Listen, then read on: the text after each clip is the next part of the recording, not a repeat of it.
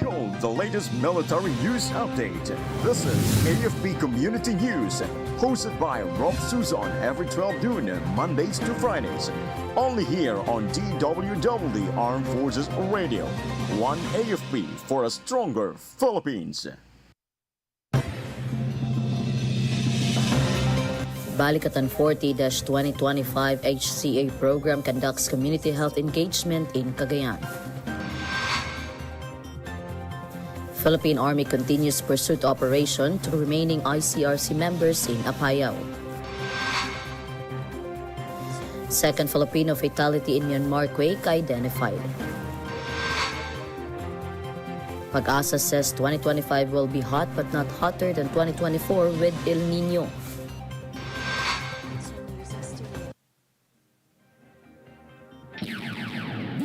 DWDD Armed Forces News. Good day everyone, as well to our troops at Camp Emilio Aguinaldo, Quezon City. Today is Friday, April 11, and we will bring you the latest news from the armed forces and other information. I am Spencer for AFP Community News. DWDD Armed Forces News. And for the details, the Humanitarian Civic Action Program of Exercise Balikatan 40-2025 conducted a successful community health engagement in Barangay Dagupan, Lalo, Cagayan. A total of 129 residents received medical consultations addressing various health concerns. During the said activity, 126 individuals underwent dental examinations. Meanwhile, the activity aims to strengthen community resilience and boost local economies, particularly through its medical and public health component. DWDD Armed Forces News. Meanwhile, the 503rd Infantry Brigade reported a significant weakening of the communist terrorist group in the Cordillera region. The statement was made following the fourth encounter between the 89th Infantry Battalion and members of the Ilocos Cordillera Region Committee of the New People's Army. 503rd Infantry Peace and Justice Brigade Acting Commander Colonel Darrell Bañez, Philippine Army, said the group suffered a major setback after abandoning their war material and attempting to blend in with civilian communities to avoid pursuit by government forces.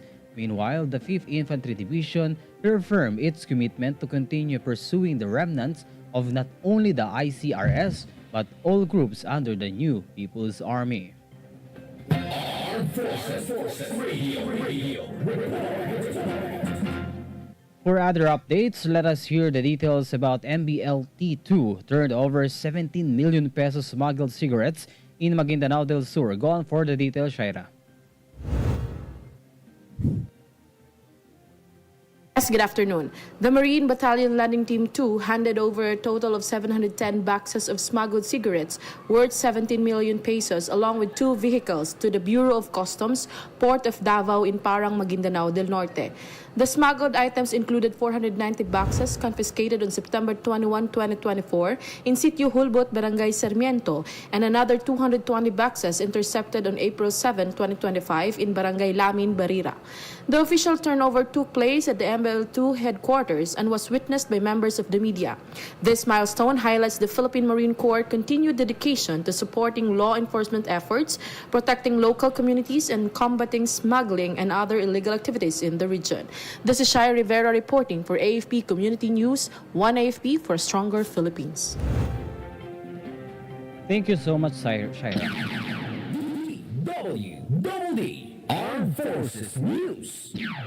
Western Mindanao Command or West Mincom Commander Lieutenant General Antonio Navarrete presided over a meeting with troops of Joint Task Force Central to supervise its security preparations and contingency plans for the upcoming 2025 national and local elections held at Camp Shongko. The said activity was part of a series of events aimed at ensuring a peace, secure, and credible electoral process across Western and Central Mindanao. During the activity, Lieutenant General Navarrete emphasized the importance of developing effective strategies, remaining flexible in adjusting plans to evolving situation, ensuring constant coordination with the Commission on Elections, the Philippine National Police, and adjacent units to achieve a unified and responsive election security efforts. Meanwhile, the activity reflects the command's steadfast dedication to safeguarding the integrity of the electoral process and faithfully carrying out its constitutionally mandated duties. DWDD Armed Forces News. On the other hand, the 64th Infantry Knights Battalion conducted a tree planting at Barangay Pinalangka, Pagayawan, Lanao del Sur, along with the 64 IB, where volunteers from the LGU Pagawayan, Philippine National Police, the Moro Islamic Liberation Front, and other stakeholders. More than 200 mahogany saplings were planted throughout the barangay as part of the battalion's commitment to preserving the environment and enhancing the natural landscape of the said area. Meanwhile, the tree planting activity is part of the battalion's wider series of free anniversary programs aimed at engaging with local communities through environmental, social, and cultural initiatives. Armed Forces Radio.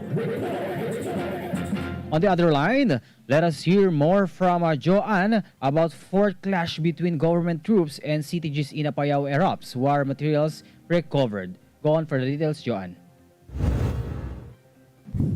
The 98th Infantry Masinag Battalion operating troops again clashed with more or less 20 members of the Communist Terrorist Group under the Ilocos Cordillera Regional Committee of the New People's Army in Barangay Maragat, Cabugao, Apayao on April 10. The encounter lasted for several minutes, forcing the rebels to withdraw towards different directions. Recovered from the scene were one M16A1 rifle, personal belongings, and CTG subversive documents with high intel value.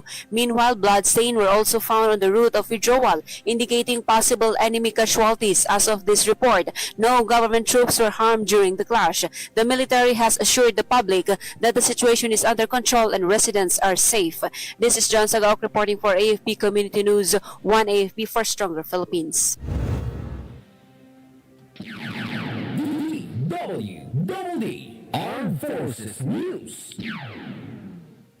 Meanwhile, troops from the Delta Company of the 53rd Infantry Matapat Battalion successfully rescued near-drowning local fishermen in the waters of Zamboanga del Sur. The said troops conducted a routine seaborne patrol in the coastal waters between Dimateling and Tabina when they discovered an overturned pump boat. Nadzer Saripada Salem, 33 years old, a resident of Purok 4 Barangay Poblacion de Mataling, Zamboanga del Sur, had his boat sustained a hull puncture, causing it to take on water and eventually capsize during his fishing activity. Meanwhile, 53rd IB Commanding Officer Lieutenant Colonel Rolando E. Vargas Jr. lauded the troops, their vigilance, and dedication. DWDD Armed Forces News. More news! The Philippine Embassy in Yangon reported the identification of the remains of a second confirmed Filipino victim of the strong earthquake which struck Myanmar last month. The embassy informed the Department of Foreign Affairs of the Filipino fatality from the collapsed Sky Villa building in Mandalay. According to the DFA, the family of the deceased Filipino has been informed, but they have requested the media to respect their privacy in this very difficult situation. Armed Forces Radio. Now let's hear our update from the reporter on the ground about TIP from former rebel leads to major armed discovery in Camarines Norte. Go on for the details, Jess. Government troops recovered another arms cache hidden by the communist terrorist group in Barangay Ixiban, Labo, Camarines Norte on April 9, following a tip-off from a former rebel. Soldiers from the 16th Infantry Battalion and the local police discovered the cache, which contained high-powered firearms, hand grenades, and thousands of rounds of ammunition. Among the recovered items were an Ultimax light machine gun, M14 and M653 rifles, 7 M16A1 rifles, 14 magazines, 16 grenades, detonating cords, and over 4,000 rounds of live ammunition. Major General Solido Balaoro Jr., commander of the 2nd Infantry Division, attributed the successful operation to intensified military efforts and strong community support. Marking the fourth arms recovery in Labo, Camarines Sur this year, the operation further weakens the NPA's ability to carry out attacks in southern Luzon. The series of discoveries underscores the military's continued progress in dismantling terrorist capabilities and safeguarding civilians from potential harm. This is Jess from Solcom reporting for AFP Community News, 1 AFP for a stronger Philippines. Thank you so much, Jess. DWDD Armed Forces News. Meanwhile, the Commission on Elections is looking into 36 cases of alleged vote buying COMELEC spokesperson John Rex Laudianco said that as of now, they are preparing to ensure a peaceful election and are also closely monitoring the style of campaigning of candidates and vote buying. He added that at 36 vote buying complaints, one is reported in Quezon City, which uses a new method of vote buying. The campaign period for senatorial and party list group bets started on February 11 and March 28 for candidates for members of the House of Representatives, as well as the provincial, city, and municipal post. DWDD Armed Forces News. The government has extended the operating hours of the Metro Rail Transit System indefinitely and will allow unconsolidated jeepney drivers to resume operations. Transport Secretary Vince Dizon said that the administration was looking out for the interests of commuters and drivers alike. Dizon said they would like to ensure that unconsolidated jeepney drivers can operate legally. The Department of Transportation chief stressed the importance of their transportation and livelihood, which he said should not be also taken away from them. Armed Forces Radio. Updates about NOLCOM joins the Philippine Navy in welcoming the BRP Miguel Malvar FFG-06 Philippine Fleet. Go on for the details, Meljoy. Yes, Jai Lieutenant General Fernil G. Buca, Philippine Air Force, Commander of the Northern Luzon Command Armed Forces of the Philippines, joined government officials in welcoming the Philippine Navy's newest warship, the future BRP Miguel Malvar FFG-06-PF, during a formal ceremony at Naval Operating Base Subic, Zambales. The arrival event was led by Department of National Defense Secretary Gilberto C. Teodoro Jr. as the guest of honor, with Armed Forces of the Philippines Chief of Staff General Romeo S. Bronner Jr., Republic of Korea Ambassador to the Philippines Sang-Hwa Lee, and Philippine Navy Flag Officer in Command Vice Admiral Jose Maria Ambrosio Espelita also in attendance. The BRP Miguel Malvar boasts an impressive length of 118.4 meters, a cruising range of 4,500 nautical miles, and a top speed of 25 knots. This modern warship is equipped for a variety of missions, including anti-ship, anti-submarine, and anti-aircraft operations. This is Meljoy Nesho Arroco reporting for AFP Community News. One AFP for stronger Philippines. Thank you so much, Meljoy. DWDD National News. Furthermore, Department of Transportation Secretary Vince Dizon inspected the Batangas International Port a week ahead of the Holy Week rush to the provinces. This is in line with the directive of President Ferdinand Marcos Jr. to ensure safe, secure, and convenient travel for the public in airports, seaports, and railways nationwide during the solemn occasion. Dizon noted significant improvements in the port's facilities over the years, including enhancement that cater to senior citizens and persons with disabilities. He then emphasized that they remain committed to modernizing transport hubs across the country to provide a safer, more convenient, and inclusive travel experience to all Filipinos. DWDD National News. Amid temperatures of almost 40 degrees Celsius and a heat index somewhere between 48 degrees Celsius and 50 degrees Celsius, the weather condition this year won't be as hot as last year in the absence of the El Nino phenomenon. Pag-asa Chief Nathaniel Servando said that based on its data and analysis, temperatures would shoot up to 39.8 degrees Celsius in May. The heat index could possibly soar to between 48 and 50 degrees from the latter part of April to the first week of May. But Pag-asa's Assistant Weather Services Chief Annalisa Zolis clarified that it may occur only for a brief time and not on a spread scale. DWDD National News. Let us hear more updates from Gina about 3rd ID Commander visits 15th Infantry Battalion. Go on for the details, Gina. Yes, Spencer, the 3rd Infantry Division Commander Major General Michael G. Samson, Philippine Army, paid his first official visit to the 15th Infantry Battalion in Barangay Tiling, Kawayan, Negros Occidental. He was welcomed with military honors by Battalion Commander Lieutenant Colonel Elmar El Salvador, Philippine Army, and the Molave Warrior Troopers.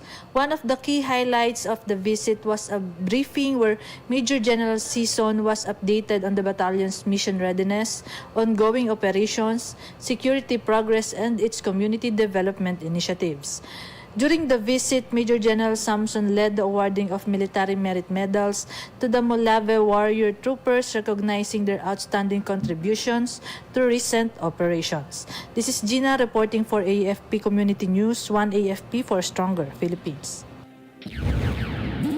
DWDD National News. Meanwhile, the Department of Education launched its expanded summer programs for 2025. This aims to address the learning gaps exacerbated by recent disruptions in the education system. Deputy Secretary Sonny Angara said that they are dedicated to creating opportunities for all students to strive.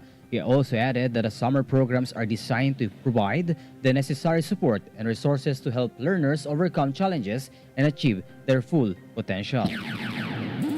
DWDD National News. Maritime stakeholders, government leaders, and seafarers representatives gathered to mark the implementation of Republic Act of 12021 or the Magna Carta for Filipino seafarers and its implementing rules and regulations. The Associated Marine Officers and Seamen's Union of the Philippines underscored a nationwide commitment to safeguard the rights, welfare, and dignity of over 400,000 Filipino seafarers. In a joint pledge of solidarity, signatories, including the Department of Migrant Workers, Transportation, Labor and Employment, Justice and Foreign Affairs, as well as the ship powers, manning agencies, unions, and training institutions vowed to guarantee fair employment. They also promised to promote safe and inclusive workplaces, ensuring ethical recruitment and continuous skills, among others. Armed Forces Radio. We have a report coming in from Angel about Army Chief calls for a stronger leadership, better troop welfare at 2025 forum. Gone for the details, Angel.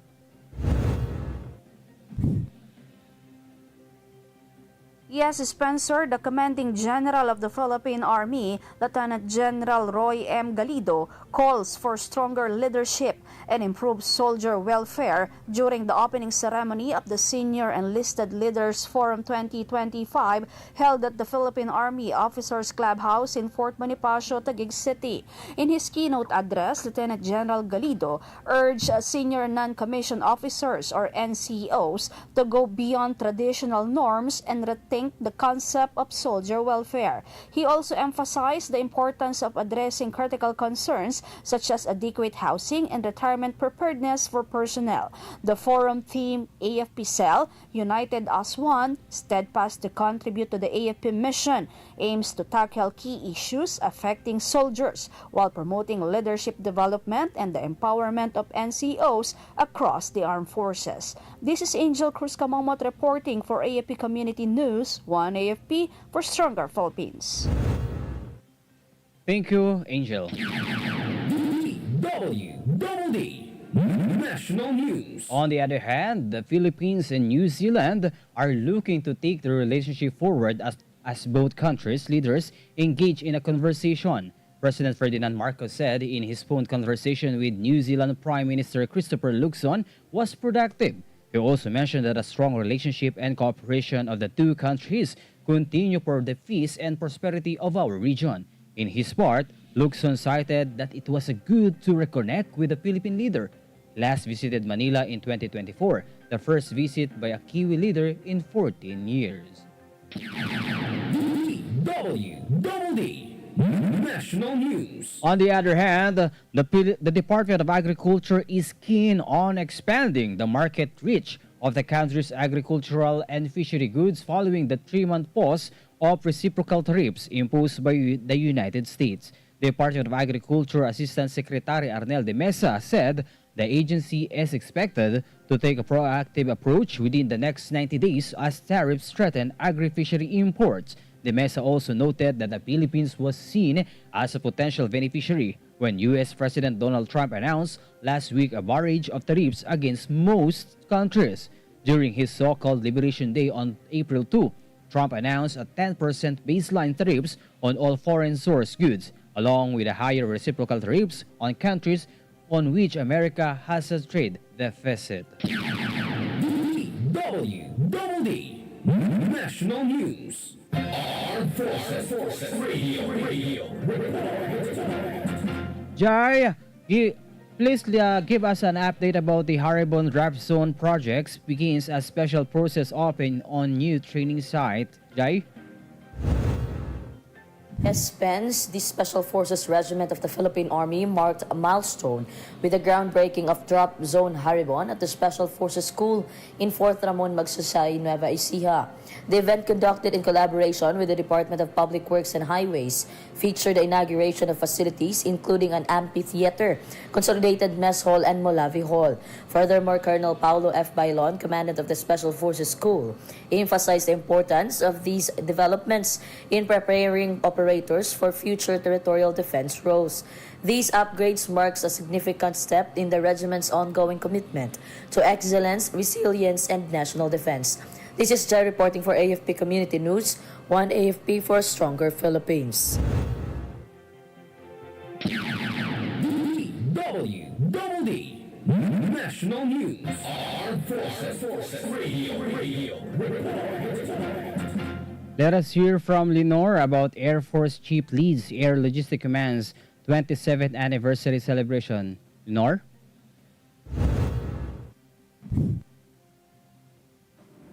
The Philippine Air Force, Commanding General Lieutenant General Arthur Cordura, Philippine Air Force, led the 27th founding anniversary celebration of the Air Logistic Command at Clark Air Base in Mabalacat City, Pampanga. This year's anniversary theme, Focus-Driven Logistic Ensuring Mission, Readiness and Sustainability, underscored the ALC's vital role in maintaining the operational readiness of the Philippine Air Force. During the event, Lieutenant General Cordura also presented awards to distinguished personnel, units, and key stakeholders in recognition of their outstanding performance and significant contributions to the continued success of both ALC and the Philippine Air Force. In his keynote address, CG Puff also commended the unit's unwavering commitment to amplifying a mission-oriented, capability-driven, and values-based approach to service. This is Leonor Tanap reporting for FP Community News, 1FP for Stronger Philippines. DWDD National News. Thank you so much, Lenore. On the other hand, the Quezon City Epidemiology and Surveillance Division said dengue outbreaks had been quelled to 123 of 142 villages. The dengue cases in the city have dropped by 90%. Mayor Joy Belmonte said they have succeeded in the drive against the dengue outbreak because of the intensified multi-stakeholder effort to control the outbreak. Records showed that the dengue cases in the city dropped from 626 cases recorded between February 16 to 2022 to 2025 to just 64 cases during the period of April 2 to 8, 2025. DWDD National News. And that's all for today's broadcast. Thank you so much for joining us, especially to our audience in our Facebook page, AFP Radio DWDD. Don't forget to tune in next week for more updates, same time and same station. Again, this is Spencer for AFP Community News, one AFP for a stronger Philippines. Behold the latest military news update.